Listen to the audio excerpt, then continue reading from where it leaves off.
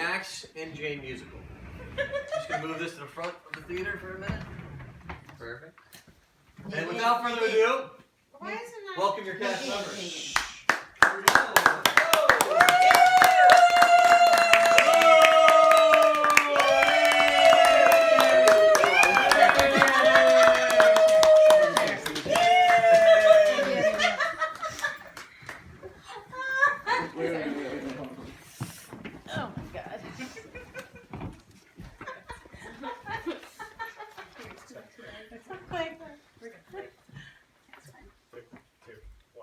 Sit on my lap and you'll hear a tale that does contain the story of a boy and girl whose names are Max and Jane. Old Gramps was a mighty story man, his morals brave and sure. 8 grandchildren are here to say, please just one more, please just one more. Adventures were sometimes rough, lines were often crossed. If not for the courage of the fearless two, we would all be lost, we would all be lost. The lap would sometimes shake too much. We were plopped on the floor with Emerson, the Sovereign too, the Lao, the Dow, the How, with Carlisle, Cornelson, Boney, Tushy Man, here on Record Side. Oh, here on Record Side.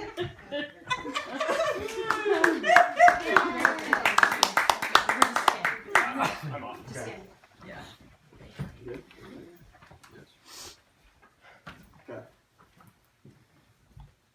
Once upon a time, Max and Jane went on an adventure. On this adventure, they went deep into the forest. But this wasn't just any forest. This was a special forest. This was the forest of college applications. Whoa! They had heard tales of horror from their older cousins, but nothing could truly prepare them for what lay ahead. They stepped carefully with their eyes wide open on high alert for the dangers of the forest of college applications. As they crept along, all of a sudden, there was a loud boom from right behind them. And they spun around in fear, and it was none other than the legendary, wild, ferocious Schmames! Before they could even scream in fear, the ferocious Schmames was upon them. Why are you working on your essays? She roared. You shouldn't be going to your friend's house. You have so much work to do. The Schmames was out of control. Clearly, years of living in the forest of college applications had transformed the once gentle and reasonable Schmames into an unrecognizable beast. Amidst the screaming of the Schmames, Jane noticed a familiar look in the Schmames' eyes. At first, she could not place where she had seen this look before, or what this look meant, but it somehow gave her courage to approach the Schmames. She stood up tall and walked toward the Schmames. As Jane began to speak, she realized what she had seen in the Schmames' eyes. It was love. The Schmames' wrath was fueled by love. Jane simply said, I love you, Schmames. Thanks for trying to help us. The Schmames was startled by Jane's statement. The Schmames recoiled at first, but then something miraculous happened. The Schmames was once again her gentle and reasonable self. Max was amazed by what Jane had accomplished with a bit of bravery and compassion. Max said to Schmames, we are going on an adventure through the forest of college applications. Would you like to join us? Schmames happily agreed, and the three of them held hands and skipped off into the forest for more adventures. The forest of college applications.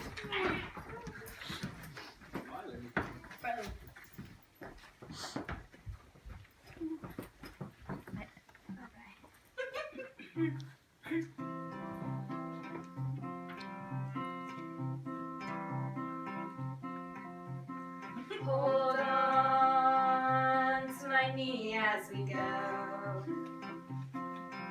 as we walk down this unfamiliar road. And Max and Jane are stringing us along. Just know you're not alone. On Grandpa's knee, you'll feel at home. Settle down, it's time for bed. Don't pay no mind to the scary thoughts in your head. Bad dreams, they might might drag you down. Side of grandma's bed can always be found. Just know you're not alone. With Max and Jane, you'll feel at home.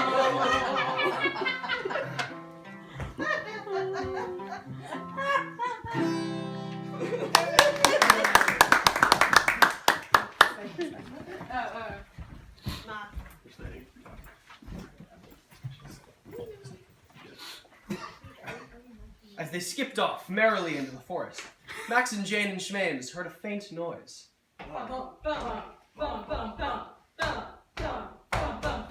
They all grew silent and cautiously proceeded. As they got closer, they could hear words starting to form, sounding like a chant.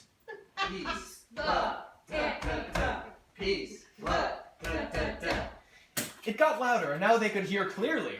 peace, love, Aunt Nadine. Peace, love, Aunt Nadine. They came to a clearing in the forest and saw a group of people dancing around in a circle, chanting, Peace, love, Aunt Nadine. Peace, love, Aunt Nadine. As they approached, the group of chanters fell silent as they noticed they had visitors.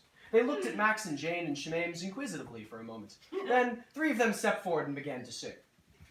We represent peace, love, Aunt Nadine.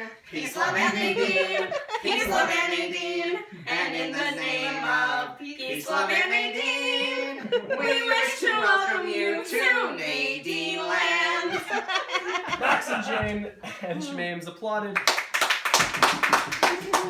And then Aunt Nadine herself, who had been standing in the middle of the chanters, approached and she said, Welcome to Nadine Land. I have built a beautiful kitchen in anticipation of your visit. Come and sit and eat in my kitchen. Please. Come sit. My program Please come and eat in my kitchen. Yeah, My beautiful kitchen. Max and Jane and Schmames were quite hungry from their travels, so they happily agreed. They ate and talked and laughed, for the kitchen was quite beautiful indeed.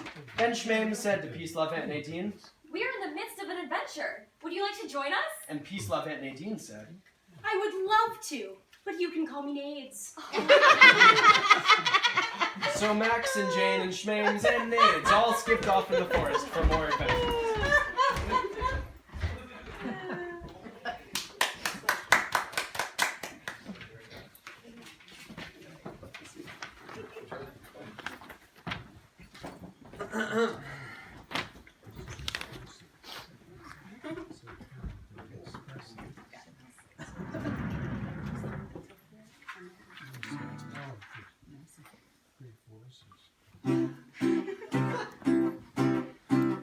Do you hear Grandpa talking to you about a journey, about a grandpa safari? Oh, what a sight it will see, oh my, Grandpa, we're dreaming. Max, I see you in my dreams. I feel your courage always with me. I've kept you with me through the years. You'll make it easier when our kids get here. Lucky we're in love with Max and Jane. Lucky to have been where they have been. Lucky to be on the knee again. They don't know how hard it is waiting for stories like these. Every time we say goodnight, we get a nice sloppy kiss. We'll wait for it with the nightlight lit. We wait. Lucky we're in love with Max and Jane. Lucky to have been where they have been. Lucky to be on the knee again. Lucky we're in love in every way. Lucky to have more the story today. Lucky to be on the knee again.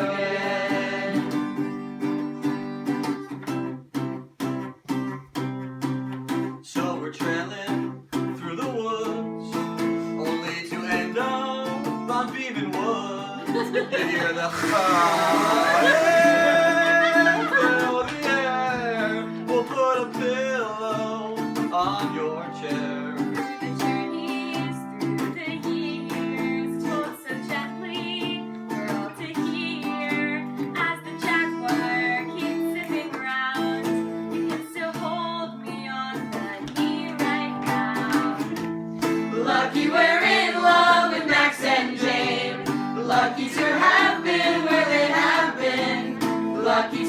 on the knee again.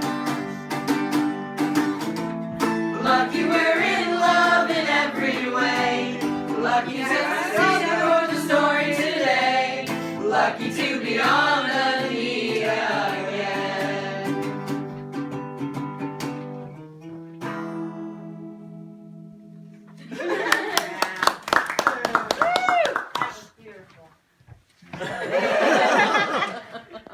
Great. Really great.